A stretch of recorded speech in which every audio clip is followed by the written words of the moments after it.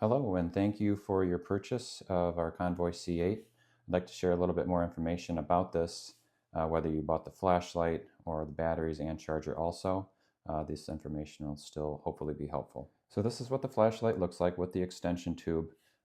Please do not take it apart and try to reassemble it any other way. The way it connects up here near the top is necessary for the connection to be made for the batteries to work. And my suggestion is just to simply put them in here at the end of the tail cap, to put them in this way, and I'll show you how they go in here in a second. This is the FC2 dual slot charger. The cord for the charger we'll explain in a little bit, but it has a USB-C end and a regular USB end.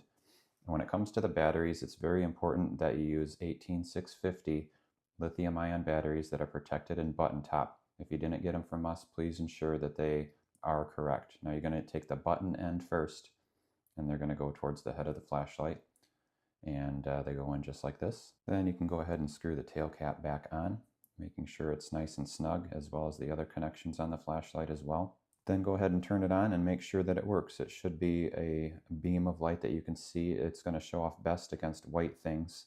If you're in a dark room, it'll work really well, but I'm going to grab a stone here just to test it out. It's definitely not going to be as bright as it could be because we're in a lit room here, but you can see right there that the flashlight is working. If for some reason it's not working, I would suggest reaching out to us directly to try to troubleshoot it instead of taking apart the light and doing anything yourself. Now, circling back around to the cord for the charger, as I mentioned, it has two different style ends, a USB-C and a regular USB. The small one's going to go into the charger itself, while the larger one's going to either go into a block that'll be plugged into a wall, or you can sometimes plug that into another device. This little switch here simply is different options on the charging current. I usually always just keep it all the way to the right and use the highest one, and then make sure your batteries are in the right way. The button top's going to face up on these. Thank you again, and don't hesitate to reach out if you have any questions.